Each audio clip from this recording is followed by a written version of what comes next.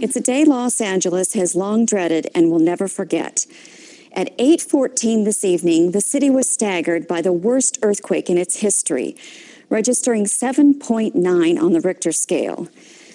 Casualty figures are already in the hundreds, and that figure will certainly rise as damage reports continue to stream in. In the San Fernando Valley, a large apartment complex was set ablaze by an exploding gas main. In another unprecedented crisis, a massive winter storm slammed into the coast, bringing with it heavy rains and high winds. The storm has already caused serious coastal flooding, wiping out oceanfront homes and businesses all the way from Venice to Malibu, and set off a tremendous mudslide just north of Santa Monica.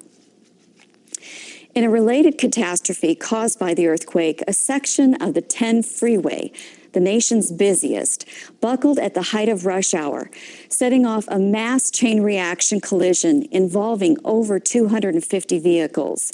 And wait, we're just getting word that the city's Office of Disaster Management has issued a request for all available medical personnel with experience in emergency medicine to check in with their local hospital.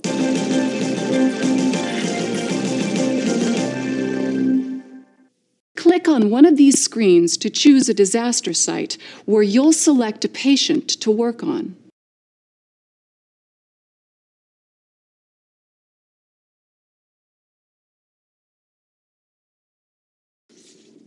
Oh, you must be one of the new doctors. I'm Ann Grable, the admitting nurse here at Legacy Memorial. My job is to keep things organized out here by the front desk.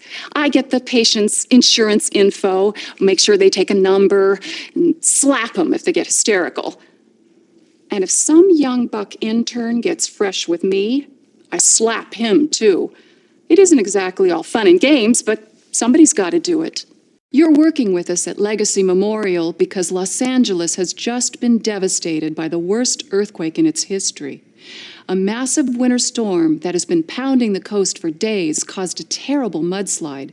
Whole sections of the city are in ruins, and we need every qualified doctor who's still standing to help treat the casualties. Click on one of these screens to choose a disaster site where you'll select a patient to. Once at the disaster site, you'll be asked to sign in so we know you're here.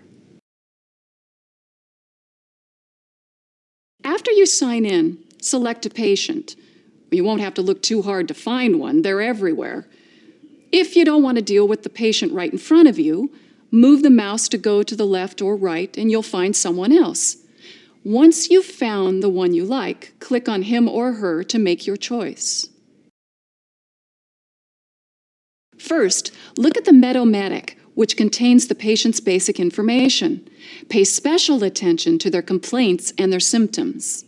Use that information to fill out the first 4 sections of the SOAP checklist. SOAP stands for Subjective, Objective, Assessment, Plan.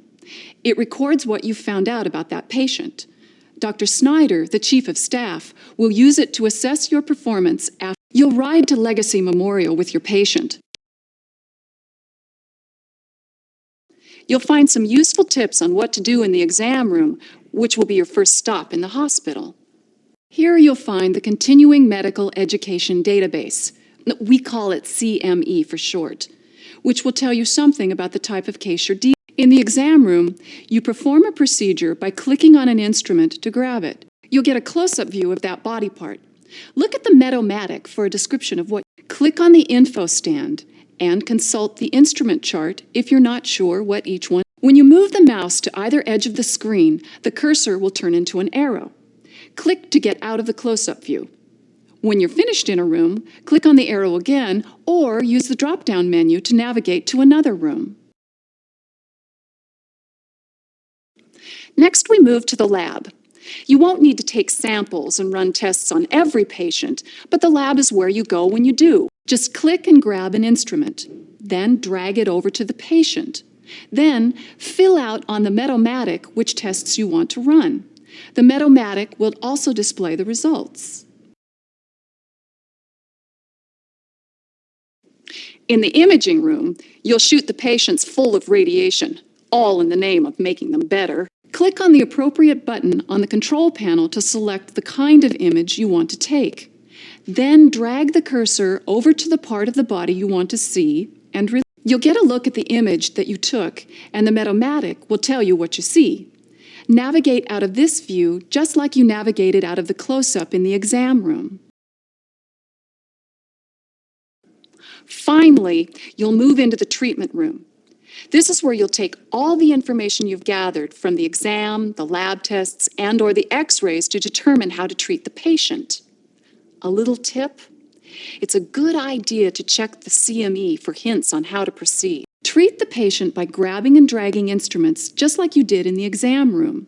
When you're finished, navigate out of the room. Then you want to complete the SOAP checklist by filling out the assessment and plan section. If you want to do a little light reading, you can go to the library.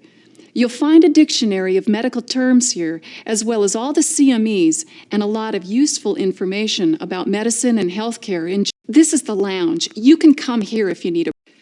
Be careful of the vending machine food, though. I wouldn't eat that stuff if you ran it through a sterilizer first.